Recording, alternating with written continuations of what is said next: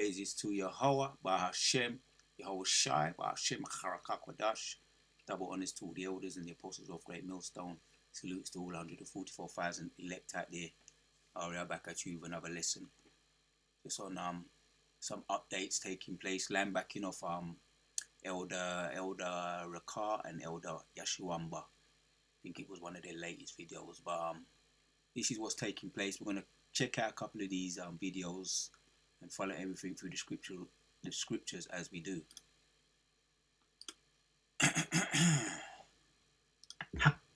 Has the Insurrection Act been used before? President Trump says he may invoke this rarely used 19th century law in Minneapolis, which allows presidents to deploy troops within the U.S. in certain situations, like in 1861, when President Abraham Lincoln invoked the Insurrection Act at the start of the Civil War, or when President John F. Kennedy invoked it 3 times to enforce desegregation at schools in Alabama and Mississippi. The last time it was used was in 1992, when President George H.W. Bush deployed troops during the Rodney King riots in LA.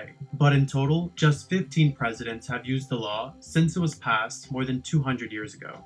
Has the Insurrection Act been... Right, it hasn't been used since 1991, but this is what's talking. This is the talk of the town. What's talking right now, coming from Trump. Let's check out another video.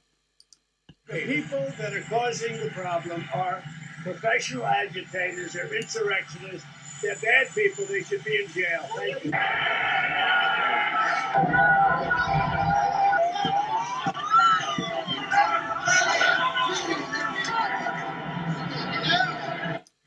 That took place 2025, but it's really to do with what happened with that woman that was shot, and it's increased. It's increased. The riots on the streets or the protests on the streets have increased, and it's only got worse. Was that Renee Good, since she was shot, and another so-called physician or doctor was shot. So it's ramping up, Akim. Some stunning news from President Trump today. He's talking now about invoking the 1807 Insurrection Act in Minnesota. He wrote on Truth Social, quote, "If the corrupt politicians of Minnesota don't obey the law and stop the professional agitators and insurrectionists from attacking the patriots of ICE who are only trying to do their job, I will institute the Insurrection Act," he wrote. And earlier today at the White House, the Secretary of the Department of Homeland Security, Kristi Noem, confirmed that she had discussed that issue with the president. We did discuss the Insurrection Act. He certainly has the constitutional authority to utilize that. My hope is that this leadership team in Minnesota will start to work with us to get criminals off the streets. The act would allow the president to take control of the Minnesota National Guard and send in the U.S. military to stop the protesters from interfering in any way with the immigration enforcement acts that ICE and other federal agents are carrying out right now in Minnesota. Obviously, since last week, when Renee Good was killed by an ICE agent, temperatures have really been increasing in Minneapolis and the state. The last time a president invoked the Insurrection Act was in 1992 after the LA riots, though that was done working with the governor of California. This would be done contrary to the desires of Minnesota's Democratic Governor, Tim Walz, who not long ago was just asking President Trump in a public way to help him take down the temperature. At the same time, he asked the protesters to abide by peaceful protest. I have asked some smart people familiar with all the dynamics at play here what they think President Trump is doing here. One interesting theory was that they think that President Trump is using this threat as a communications device to basically redirect attention on the protesters and some of the more violent or obstructive protesters and get the attention away from ICE. Obviously, a lot of attention on ICE and how they are doing their job in Minnesota in recent days. Another theory is that President Trump is kind of trying to goad some of the more violent elements in the protest crowd. Obviously, most of the protesters, as almost always, are peaceful, but there are elements that are not. And this theory is that President Trump is trying to incite them, trying to goad them into more obstructive and more potentially violent actions against ICE agents and others in Minnesota. Obviously, the White House says... All right, so There you go. They are merely just trying to make sure that ICE agents are able to do their job. There you go. The Trump administration this morning is at. There you go. So I wanted to just look up the actual act itself. What is the Insurrection Act? Straight and simple and plain. Insurrection, a crime in the United States. Whosoever incites, sets en route, insists on engaging in any rebellion or insurrection against the authorities of the United States or the laws thereof, or gives aid to or comforts thereunto, shall be fined under this title or imprisoned. Right, it goes to the draconian laws. Isaiah 10. Isaiah 10. We're going to get to the scriptures, because this is really just ramping up Jacob's trouble. Yeah, imprisoned not more than 10 years or both, and shall be incapable of holding any office. So we know who who the target is, we believe. So there you have it. Watch a couple of videos and news AGLU. Trump threats to invoke the Insurrection Act. Explained Donald Trump threatened to invoke the act, which is really used power that Congress intend only for extreme emergencies. Right, to break down what this means for the civil liberties. Basically, draconian laws. Jacob's trouble is definitely here. Right, we really watched them videos. It covered it when we watched them videos. But yeah, let's hit the scriptures, man. Let's hit the scriptures, because it's all prophecy. So this is 2nd Ezra 15:14. It says, "Woe to the world," right? Woe means destruction, "and them that dwell therein, for the sword and their destruction draweth nigh, and one people shall stand up and fight against another, and sword in their hands, for there shall be sedition." Right? That's similar to the word insurrection. Anti-government, or rising up against the authorities or the governments. Sedition among men, and invading one another. They shall not regard their kings nor princes, and the course of their actions shall stand in their power. Right, so that's another word for insurrection, sedition, coming against the government when you get into it. And I just wanted to check something as far as when I went into the blue letter, I just tapped it in insurrection, and it shows up 4 times in 4 verses in the scriptures. So we're going to get to see the meaning of it in the blue letter. So we see it here. We want to select this one, Psalms 44:2.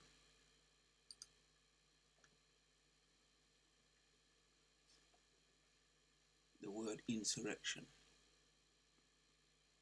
As a matter of fact, let me read it first. Let me read the scripture first. So, Psalms 44:2, "Hide me from the insurrection and the counsel of the wicked, from the insurrection of the workers of iniquity." It goes into their sacred council. So this sacred council, which is all their skull and bones, the sacred council, who are involved in that behind the scenes. One of the main ones is Skull and Bones, and you got the secret, the behind the scenes, like the Nurembergs, the Gattys, to name a few behind the scenes. And they have every year, or might be 2 or 3 years, every 3 years they have a secret council, which is how to get rid of the ultimately the elect, but the so-called black people. So that's why we asking, and this is why David asks that. As a matter of fact, let's go to it. Prayer for deliverance from the sacred enemies. So prayer, as from David. "Hear my voice, O Yehovah, in my prayer. Preserve my life from the fear of the enemy. Hide me from the sacred counsel of the wicked, from the insurrection of the workers of iniquity." Once again, they have their conferences hidden conferences behind the scenes how to get rid of Jake, right? Which is really, they want to get to the elect. And this Insurrection Act, no doubt is gonna be focused, it's gonna probably lead to the, I'll say prophecy, which is prophesied that there's gonna be a famine of the word. And this one could be one powerful vice that they use to get people off the streets. They're gonna lump everything in that, as well as the elect. There's too much correction, there's too much protesting, there's too much uprising. Even police have been complaining. Chief police have even been complaining about they've been getting harassed because they're the wrong colour, and then they have to show their badges, which I've done a video on that last week. Eventually they show their badge and they say that they are police and that they get left alone, but there's no apology, no nothing. Anyway, let's look at the word. Insurrection, H7E285. So yeah, scheming. There you have it. Scheming, a tumultuous crowd company insurrection. There was a couple of times, as we know, that this happened in the scriptures. Happened with Paul as well. Acts 18:20. Happened with Paul. Insurrection. And when Gallio was at the deputy of Achaia, the Jews made insurrection, one with accord against Paul, and brought him to the judgment seat. So if it happened to Paul, and we know definitely happened to the Yehoshua, then we are not above our teacher. The pupils and the students are not above our teacher. So this is a draconian law that's going to lead to, no doubt, it's going to lead to, let me read it. Isaiah 10:1 says, "Woe unto them that decree unrighteous decrees." Definitely, this is an unrighteous decree. "And that write grievousness which they have preserved, to turn aside the needy from the judgment, and to take away the rights from the poor." Right? Take away the right from the poor of my people. Yep, that's the goal. That's their intentions. That's the agenda. Their goal is to stop this word going out. And this is, they're calling it insurrection, which is going to be anybody can get grabbed up randomly. If your face don't fit in, if you you look like you could be a northern, as a matter of fact, it doesn't matter what you look like, because even Edomites can get him grabbed up and even deleted, men and women. So, and yep, we've now seen it. We've now seen what they're doing to their own people. "Poor of my people, that widows may be their prey, and that they may rob the fatherless." Yep. So this is what it's leading to. This is real, no doubt. We hit another one here. Revelations chapters 13 and 11. It said, "And I beheld another beast coming out of the earth." Yep. The beast is powered by the dragon, and the beast today is a revived Roman, which the scriptures go into that. When you read in 4, there was dealt a blow and there was revived with a revived stroke. And this is the beast here, which is powered by the dragon, and is ultimately, let me carry on reading. "And I behold another beast coming out of the earth, and he had 2 horns. Yep, those 2 horns, when you think about it or go into it, is you got the ancient Palladians and the Patricians, and modern day you got the Labour Party over here in England, the Labour Party and the Conservative, and over there in Babylon you got the Democrats and the Republicans, which is in the Senate, represents the 2 horns. So the earth and had 2 horns like a lamb. Yep, once again they appear as a lamb, and he spoke as a dragon. Yeah, when you get into that, where there was an Athon lawgiver, a notorious figure in the Greek history. His name was Dracon, and he was known for ushering very harsh laws. Yep, and that's what we're looking at right now, right? they're bringing it slowly but surely. The devil is revealing his horns. Insurrection, sedition, right, which is going to bring a halt to all this. They're going to attempt to. There's another precept that just come to my mind. When they come in like a flood, the Most High shall lift up a standard against him. So this is all what we're hearing about here. And we're going to end off. People are very concerned, as we know it. People are very concerned. Let's see, what's he got to say? Do you understand what the Insurrection Act is of 1807? Gives the president the legal... Yep, let me hear that again from the top. Folks in LA, do you understand what the Insurrection Act is of 1807? Also, LA also, and Minnesota and some other states as well. Gives the president the legal authority to deploy the U.S. military and to federalize the National Guard. You know, the last time that they've done it 30 times in U.S. history. But you know what the last time they did it? Was the Los Angeles riots during the... Okay, the last time Los Angeles riots, that was around riots. As a matter of fact, I'll come back to that. I want to find something out. When was the Los Angeles riots?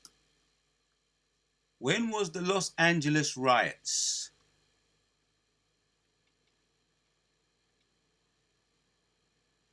Oh, April 29th of April 1994.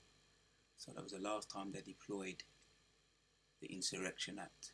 People are concerned. Well, we know there's this prophecy. The scripture don't tell us. We looked at that in second Ezra 15.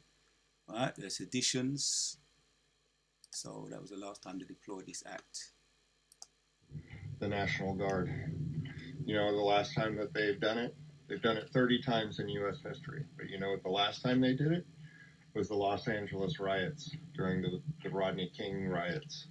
So you guys are going about this the wrong way. If you want to continue to protest, do it peacefully.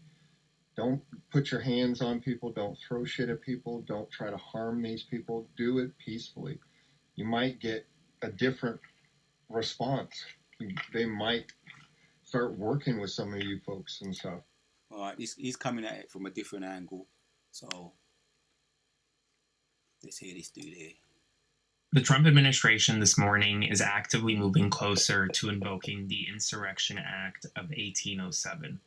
This legislation essentially allows the administration to mobilize the United States military on American soil against American citizens and gives the power to the military to conduct law enforcement activities like arrests.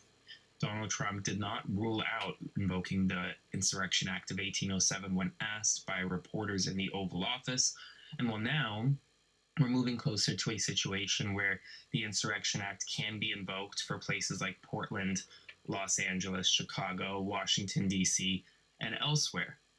This hasn't happened since the Rodney King riots in Los Angeles in 1992.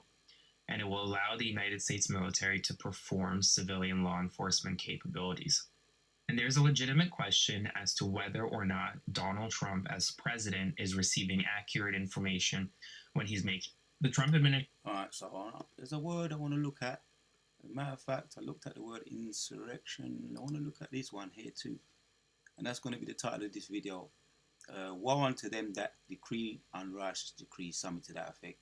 So Isaiah 10 and 1, get into that word.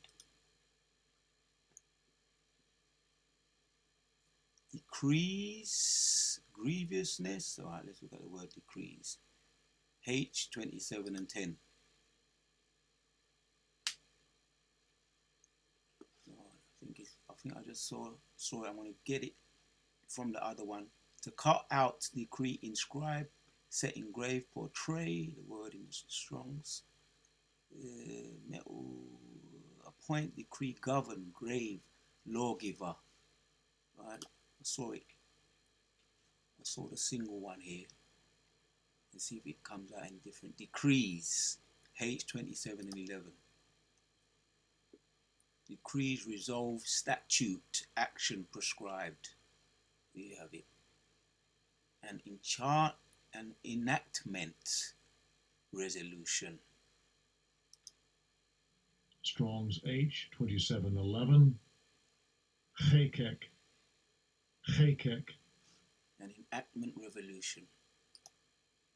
That's all I wanted. And there's one more word here where we know what this means. The opposite to righteous, but we're going to look at it anyway. H205, unrighteous. Trouble, sorrow. So when it opens up in verse 1 with woe is trouble, woe is means destruction. And there you have it. Sorrow, trouble, wickedness, iniquity, wickedness. And we know the scripture says it's going to bound from bad to worse. 2nd Ezra 15, when you get into that. There's another one here. Grievousness, H599. I'm on a roll. Yep, trouble, yep. Woe, trouble. Toil, trouble, and that's what's coming down the pipe. Worry. Worry, whether or there. Trouble, wearisome wickedness. Under the word grievousness. Strong's H 5999. Amal. That's all I wanted, man. So that's why this is concern right now, especially people knowing over there in those states, LA, Minnesota. This is concern for them. But as the scriptures say, woe unto them. Woe unto them that decree unrighteous decrees, and that write grievousness which they have did prescribed. Because, yep, they be watching the people, they be putting heavy ladens, heavy decrees on people, but the Most High eventually, when he returns, the grand finale, when he returns, it's going to be woes. That's the grand finale, Yahushua return. So that's really the point right there. This is the concern. People are very concerned, but they should be, because this is the end of Esau's kingdom, and this is one way in which we can see that it's coming to the end. Jacob's trouble is here, which is also the Edomites' trouble. Till the next one we out.